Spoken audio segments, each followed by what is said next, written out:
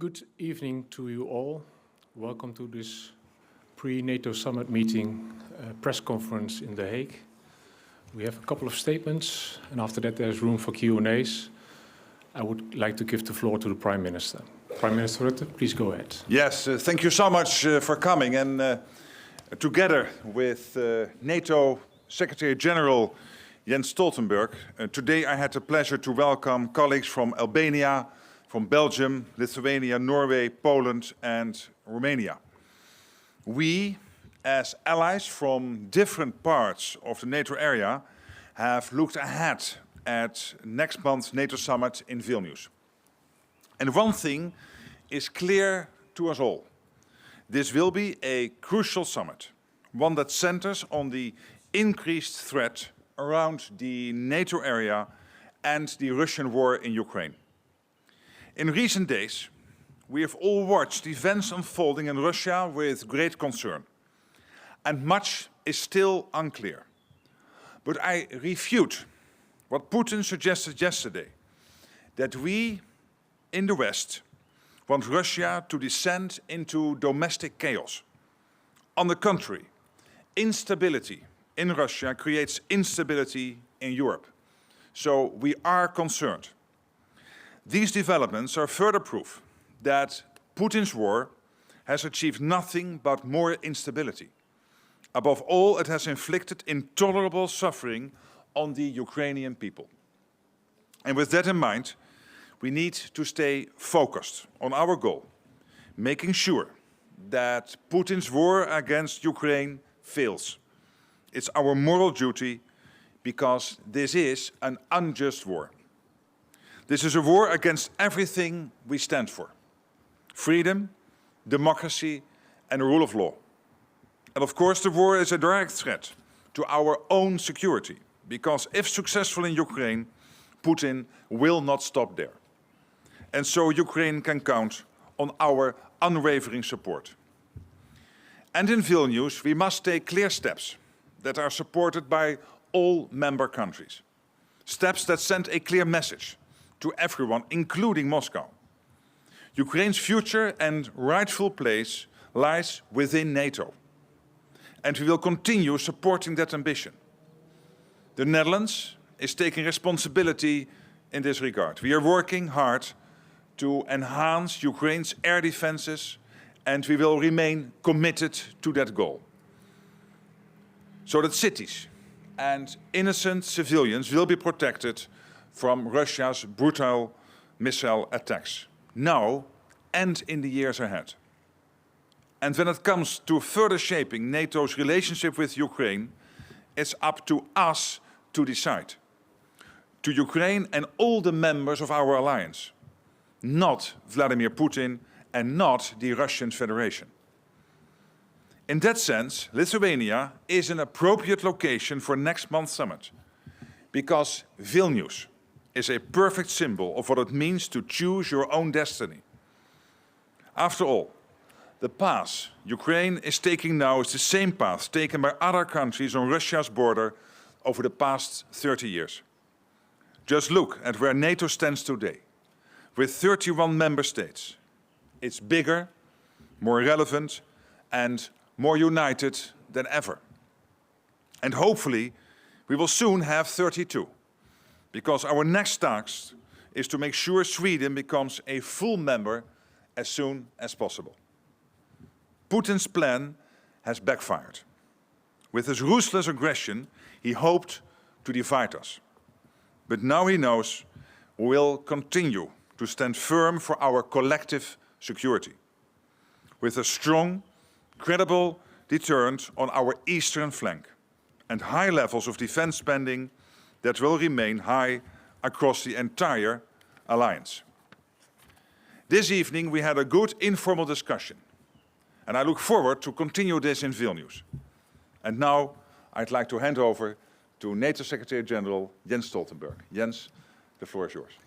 Thank you so much, Prime Minister Rutte, dear Mark. Thank you for your warm welcome, and thank you for hosting NATO allies here tonight. And it has been an honor to be your co-host here at this very important dinner, where we have discussed the preparations for the upcoming NATO summit. We all saw the events in Russia over the last days. These are internal Russian matters, but what is clear is that President Putin's illegal war against Ukraine has deepened divisions and created new tensions in Russia. At the same time, we must not underestimate Russia. So it's even more important that we continue to provide Ukraine with our support. And I expect that our summit in Vilnius in a couple of weeks' time will send a clear message of our commitment. The Ukrainian forces are now pursuing a counteroffensive. The fighting is hard, but they are making progress. The more land the Ukrainians can liberate, the stronger their hand will eventually be at the negotiating table.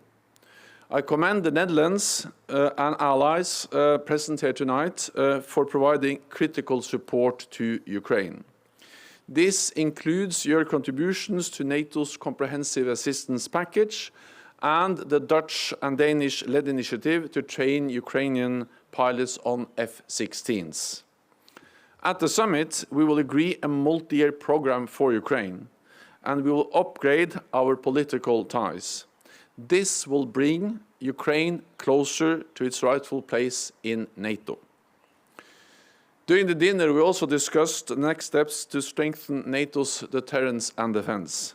We are putting in place new defense plans with assigned forces and capabilities and high levels of readiness. Yesterday, I was in Lithuania to visit exercise Griffin Storm, which demonstrated that we can quickly reinforce the German-led battle group in Lithuania.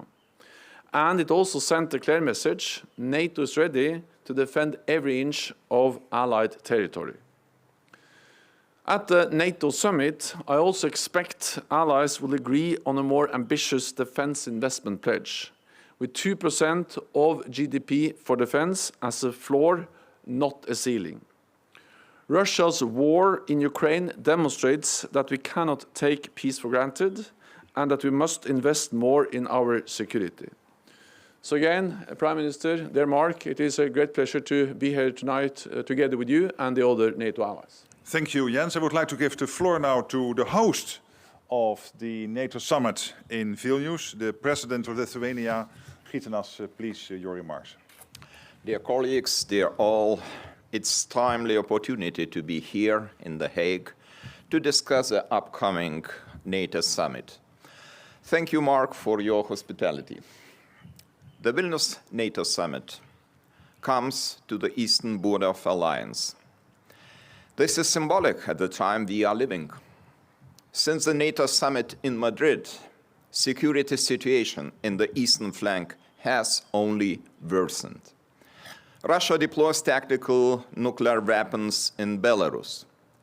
Last Saturday, we all have seen the mutiny of the Wagner group in Russia. If Wagner deploys its serial killers in Belarus, all neighboring countries face even greater danger of instability. Under such circumstances, deterrence and forward defense is a top priority. New regional defense plans are of particular importance for us. Furthermore, these plans should be made executable as soon as possible. In Madrid, we agreed that battle groups will be scaled up to brigade-size units where and when required. The joint threat assessment clearly answers the question where. The Suwalki corridor bears crucial strategic importance not only for the defense of the Baltic region, but also to the whole alliance. As for question when, my answer is we needed them already yesterday. For us, an essential element of forward defense is combat-ready Allied brigade in place. Let me remind you about specificities of our security situation. Lithuania is between heavily militarized Kaliningrad and Belarus. So reliance on reinforcement only, no matter how fast, won't work in our case. For all that, we need an ambitious renewal of the defense investment pledge. 2% is the bare minimum, floor, not a ceiling. We need to invest more to strengthen our defenses, to deter threats, reinvigorate allies' defense industries, and to continue supporting Ukraine. Lithuania remains steadfast in increasing defense spending. In 2023, it has reached 2.5% of our GDP. We allocated additional 1 billion euros just for host nation support to ensure the best infrastructure for allies' deployments and presence in Lithuania. One more very important question we will discuss in Vilnius is the future of Ukraine and NATO relationship. Lithuania is a staunch supporter of Ukraine's membership in NATO. Ukraine is part of the Euro-Atlantic security architecture. We should agree on a political pathway for Ukraine towards NATO membership and make this pathway as simple as possible. We support the creation of NATO-Ukraine Council. The inaugural meeting of the Council could be held in Vilnius. Last but not least, I do expect that we will be able to greet Sweden as a 32nd NATO ally in Vilnius. It is still possible. Thank you. Thank you, Gitanas. I'd like to give the floor to the President of Poland. Andrzej, please. Thank you very much. Distinguished Presidents, distinguished Secretary General, NATO, distinguished Prime Ministers, ladies and gentlemen, I want to begin by expressing my gratitude to Prime Minister Mark Rutte for hosting us at this informal meeting organized just 2 weeks before the Vilnius NATO summit. We are all aware that it will be the key NATO summit given the security situation in Europe after the Russian aggression against Ukraine. Over the last 16 months, Poland has taken serious steps to strengthen its security and, by doing so, NATO and Europe's resilience in the face of the Russian aggression.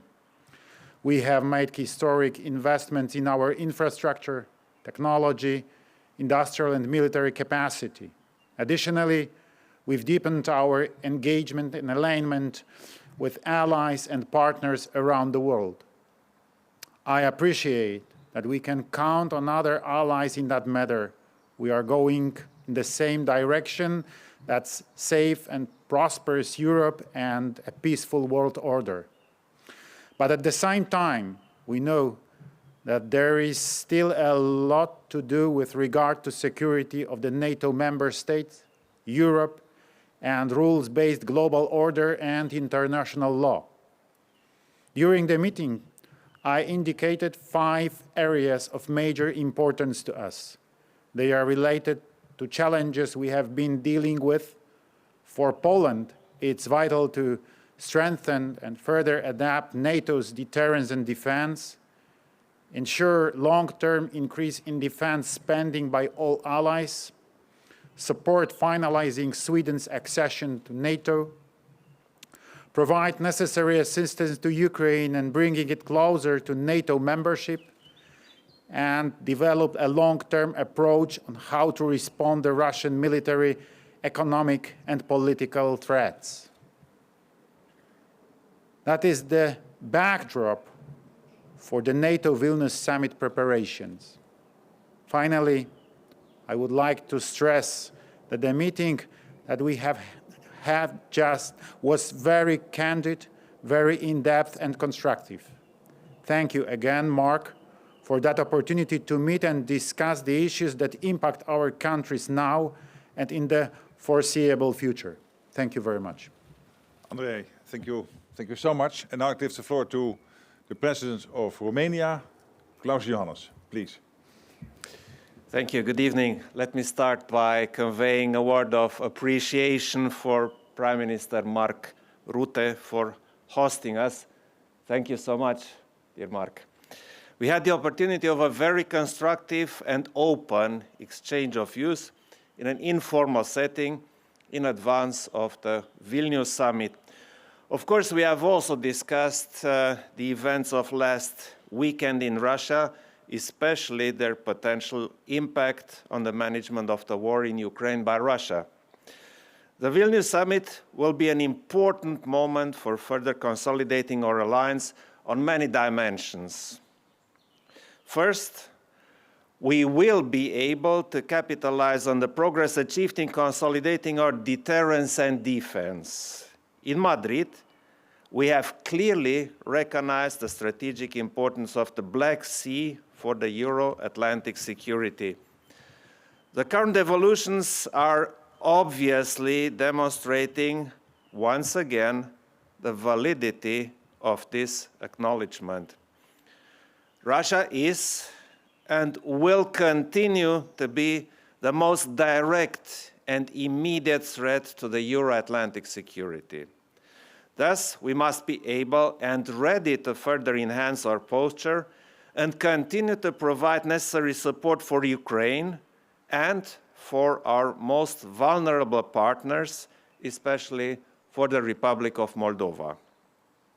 Deterrence and defense is one major line of effort where we hope to see the full implementation of the Madrid decisions. The alliance needs a strong, long-term posture, a true forward defense capable to respond to all threats. Given our strategic location, Romania is particularly interested in further consolidating the eastern flank in a coherent and unitary approach. This means ensuring the necessary forces, structures, capabilities, and equipment, as well as the right command and control arrangements. Second, it is also about proving that we are capable and willing to back these transformations with a reinforced commitment to invest in our defense. The 2014 Defense Investment Pledge has been key in helping us advance towards a stronger alliance. It is now the time to move forward. Romania is ready to assume all necessary responsibilities. As a matter of fact, as I have already announced in Madrid, starting as of this year, the national defense budget increased from 2% to 2.5% of our GDP. Third, being effective as an alliance is also about working closer for the benefit of our partners. Ukraine remains at the center of our efforts. The summit must have a clear and substantive result for Kiev by advancing our political and practical support, including for the concrete, measurable progress of Ukraine's accession to NATO. Romania's support for Ukraine and for its aspiration to become a full-fledged ally is well known. We will continue to be a strong advocate of Kiev. It was in Bucharest in 2008 when the Allies decided that Ukraine will become a member of NATO. In Vilnius, we have to take this commitment further. It is a matter of responsibility and trust in our relationship with Ukraine, as well as a matter of credibility for the alliance. In Vilnius, we look forward for a meeting with President Zelensky, hopefully in the format of the new NATO-Ukraine Council. Fourth, we should not lose sight of our most vulnerable partners in the region, especially the Republic of Moldova. Its security and that of Ukraine are connected. And their security is interlinked with our transatlantic security. If they are stronger, our region is stronger, the Black Sea is safer, and then the whole Allied territory is safer. We should continue to closely engage with Chișinău, especially given the tremendous efforts this country made in support of regional security and stability since the beginning of this war.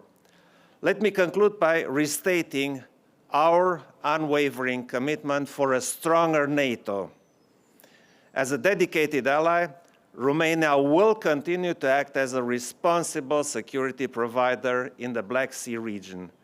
I am looking forward to the Vilnius summit and all its concrete results. Thank you.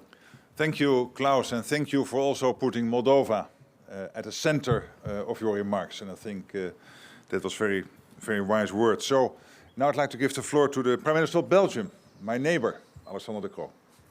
Thank you, Mark. Well, first of all, I would like to thank you for this invitation. I think it led to a very good discussion we had over a very nice dinner. Dear Jens, would like to thank you also for your continued leadership. This Vilnius summit was going to be an important one. I think after this weekend, it is even more clear how important this summit is. I think over the past months, we've shown a lot of solidarity with Ukraine.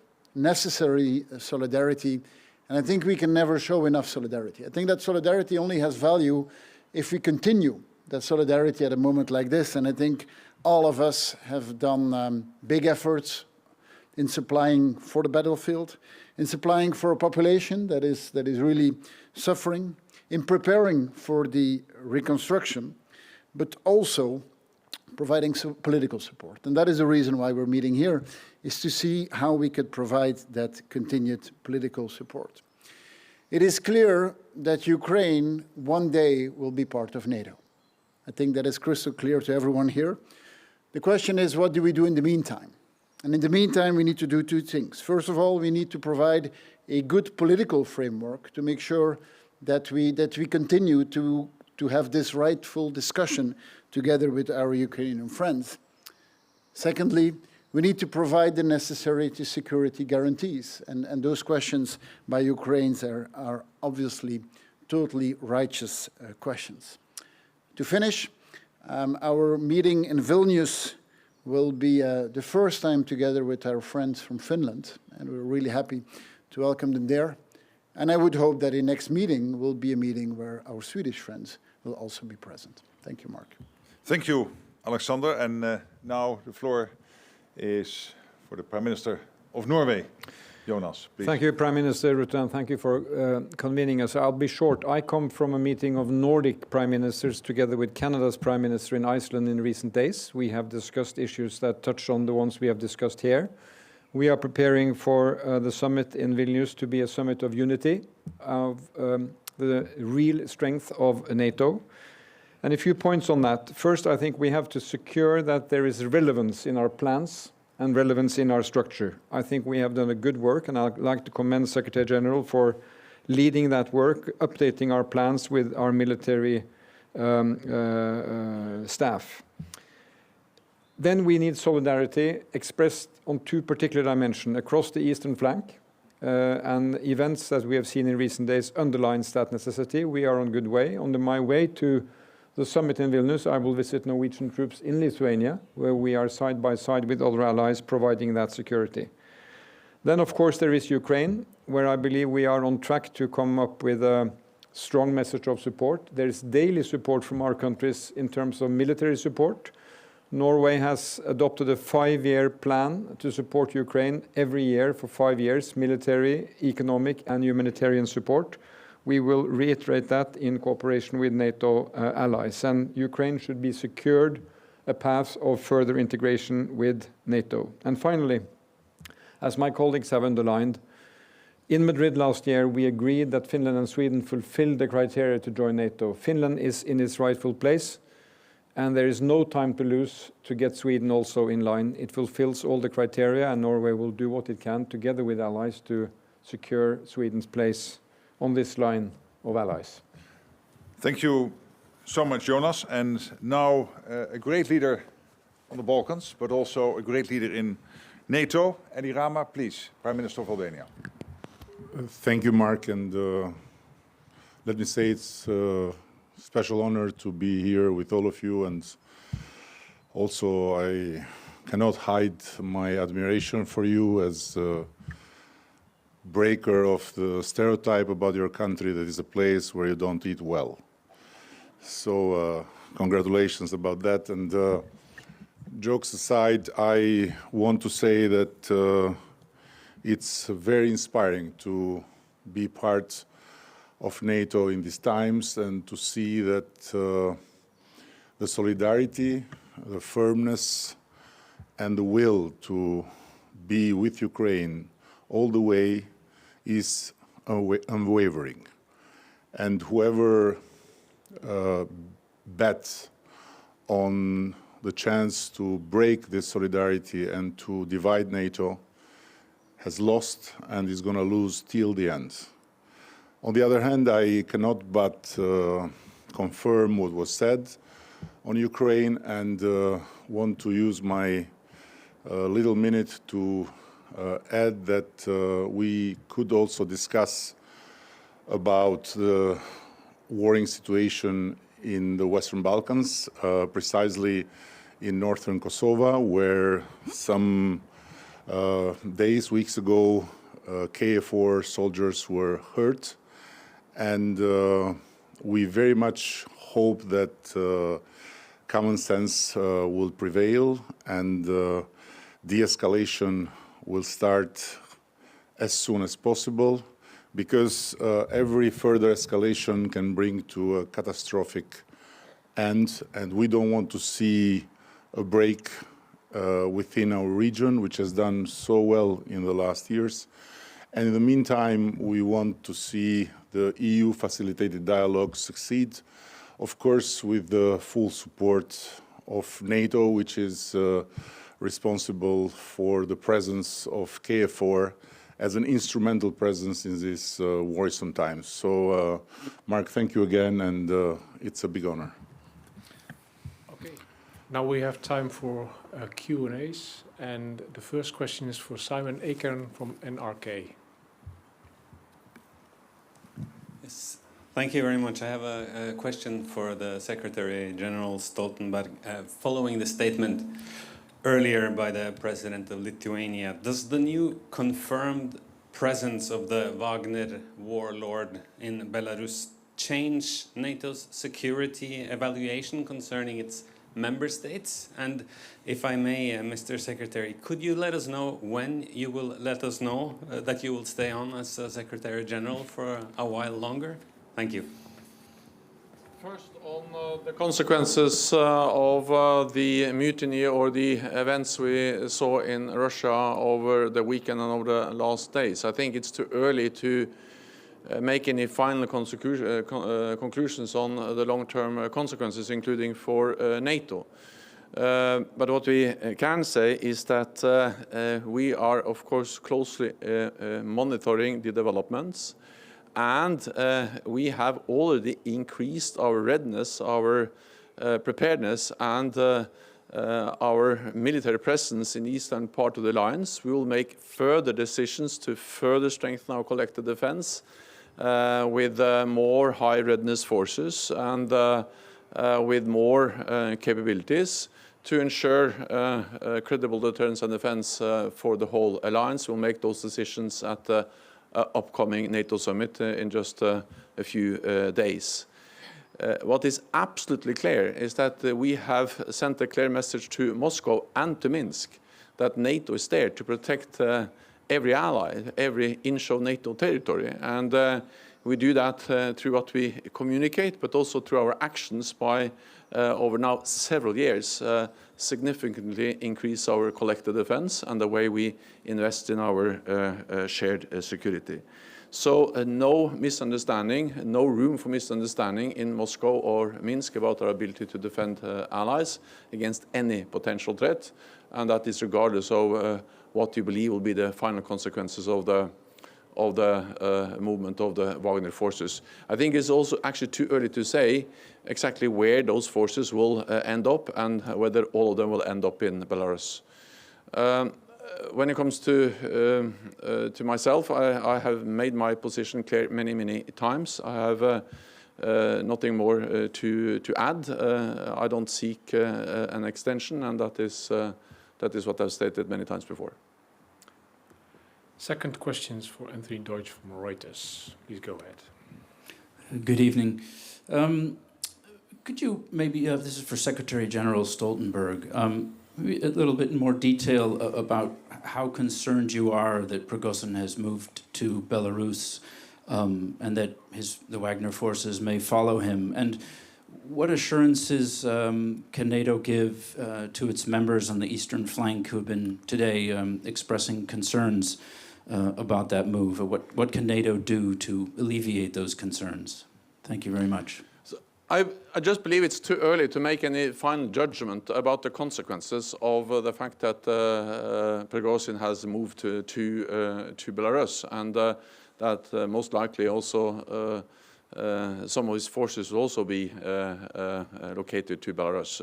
It's too early to say, but we will monitor and we will ensure that we always are ready to protect and defend every NATO ally, and especially those allies which are now which are border countries to Belarus. This was also addressed in the dinner, and it just demonstrates that it has been a right decision of NATO over the last years, actually since the illegal annexation of Crimea in 2014, to implement the biggest reinforcement of collective defense since the end of the Cold War, with battle groups in the eastern part of the alliance, with higher readiness of our troops. And also after the invasion of Ukraine in February last year, we doubled the number of battle groups and we further increased our military presence in the eastern part of the alliance. One of the neighboring countries of Belarus is actually Lithuania. I was in Lithuania yesterday and this morning, and I saw how NATO troops and German troops exercised on how to scale up the current battle group in Lithuania to a full brigade size presence. And also we saw the announcement of Germany as a NATO ally to further increase its presence in Lithuania. So we have the readiness, we have the forces, we have the plans, and not least we have the commitment and the resolve to deploy what is necessary when and whenever needed to ensure that there is no misunderstanding about our ability to protect every inch of NATO territory. And we do that not to provoke a conflict, but to prevent the conflict, and that is a message we send to any potential adversary, of course, including Moscow and Minsk. Next question for Anke Truijen, Nieuwsuur. Question from Dutch press for Prime Minister Rutte and Secretary General Stoltenberg, and any other leader who feels the need to respond. Did you all agree today on concrete steps regarding Ukraine's NATO membership, and what are these steps? And will the Netherlands and other NATO members send more troops to countries on the east flank? I hear there is readiness and there is a will and hope, but will the Netherlands and other countries send more troops? Thank you. Well, first of all, on Ukraine, I think the president of Lithuania already expressed that very clearly, but also President of Romania, that after Bucharest, we have to move further ahead. So we cannot just stick with the Bucharest language. So we are looking into decisions we can take at the NATO summit, which give a clear signal to Ukraine that their future is firmly within NATO. And we are now looking into very specific measures we can take. One of them being already mentioned in one of the introductions, this idea of having a NATO-Ukraine Council, where auf Augenhöhe, so really at the same level, you would work together between the 31 NATO countries and Ukraine. These discussions will continue over the next 10 days and 2 weeks, leading to, I firmly believe, agreement at the summit in Vilnius. On your second question, we all agree that we have to do 3 things. We have to look at Moldova, the Black Sea, and generally the eastern flank. And when I say this, that also means that we all have to be willing to assess again what we are already doing and can we do more. We have not taken decisions on that. But clearly this is something which is on the table, and Germany yesterday or today made a clear announcement on their commitment towards Lithuania, which is a commitment others could follow, but again, decisions have to be taken. I can just underline what Prime Minister Rutte just said. The consultations are ongoing. We are preparing the upcoming NATO summit, where I, as Mark Rutte, I'm absolutely confident that we'll find common ground on how to address Ukraine's membership aspirations. But let me just remind you of the following. Allies agree on a lot, also when it comes to membership for Ukraine. All allies agree that NATO's door is open, and we have demonstrated that by inviting Finland and Sweden to join the alliance. All allies agree that Ukraine will become a member. We have stated that again and again. And we also agree that it is for the NATO allies and Ukraine to decide when Ukraine should become a member. It's not for Russia. President Putin does not have a veto on NATO enlargement. But then the most important thing all allies agree on, not only in words, but also in deed, and that is that the most imminent, the most urgent task now is to ensure that Ukraine prevails, that President Putin does not win in Ukraine, because unless Ukraine prevails as a sovereign, independent nation, there is no membership issue to be discussed at all. So we focus on that, the military, the economic support. All the allies standing here have provided significant support to Ukraine, and I'm absolutely confident that at the summit we will also step up and sustain our support for Ukraine. We will also move forward on the membership issue by strengthening our practical support for Ukraine, including a multi-year program for transition from Soviet-era equipment to NATO standards and procedures, strengthen the political ties with the NATO-Ukraine Council, and then also, of course, find a way to address the specific way forward on the membership issue. Next question is for reporter Urbanik van Polsat. Good evening, Grzegorz Urbanek from TV Polsat. I have a question for President of Poland, Andrzej Duda. I'd like to ask you about main issues, expectations of Poland before upcoming summit in Vilnius. I precisely think about Polish security, the security of our borders, and the presence of American soldiers in Poland. Thank you.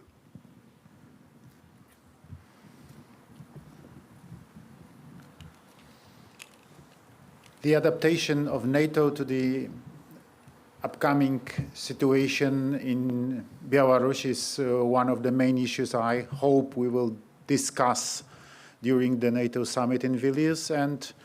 And in my opinion, it requires also our decisions. It's difficult to say if we make those decisions during the upcoming summit in Vilnius, because it's a rather difficult process, but I hope that we will discuss this issue. We heard those questions of ladies and gentlemen here about the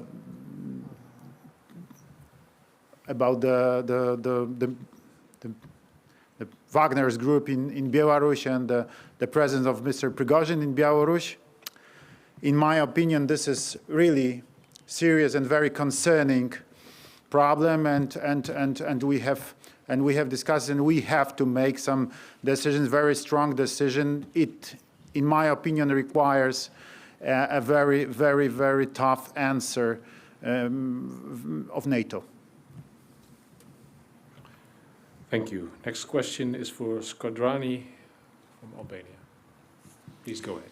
Good evening, Denada Shkodrani, Albanian Public Television. Prime Minister Rama, you compared the situation in North Kosovo with Donbass in Ukraine. Did you discuss the situation with Mr. Stoltenberg and the other colleagues, and what can be seen as the solution? Thank you. Thank you. No, just to make it clear, I simply stated that the perspective of the creation of little Donbass in the middle of Europe because of further escalation is a real threat, and we all have to do what we have to do to prevent it to happen by encouraging, on one hand, the dialogue, bring it even in a higher level in the European Union with the support of US, and on the other hand, by making very clear through NATO that KFOR is there to guarantee the full integrity and also stability in case of any disruption that can happen exactly because of irresponsible de-escalation. So this is my concern, and we shared it, and I felt in Brussels, I feel here, that everyone understands that it's time to act and to not allow this spiral of absurdities to take down what we have built so far with the help of the European Union in our region. Thank you. Final question is from Isopescu from Radio Romania News. Please go ahead. Thank you. For Mr. Klaus Iohannis, you talked about Moldova as a vulnerable partner. Is going to be Vilnius a different? Is going to bring Vilnius a different approach between NATO and Republic of Moldova? Could it be a new kind of assistance? And for Mr. Stoltenberg, sorry, the next meeting between Turkey and Sweden, could it be the decisive one for Sweden to become a NATO member? Thank you. The Republic of Moldova is an important preoccupation for me. Yeah. And as I found out today, it's not only me, it's all of us. The situation in Moldova is dire, and I think it's our responsibility to find ways to help Moldova to enhance its resilience, its entire situation. And I'm very glad that the colleagues share this evaluation, and it would be really great if we had remarks on these issues in the conclusions at Vilnius. It's still possible to have a positive decision on Swedish membership by or on the Vilnius summit in a couple of weeks. And I spoke with President Erdogan about this on Sunday. And my message is that Sweden has implemented and delivered on the agreement that was made between Finland, Sweden, Turkey at the NATO summit in Madrid last year. And now the time has come to ratify and to complete the accession process for Sweden. This will be good for the Nordic countries, for the Baltic region, and for the whole of NATO, including Turkey. We agreed to convene a new meeting of Finland, Sweden, Turkey, and NATO. This meeting will take place in Brussels next week.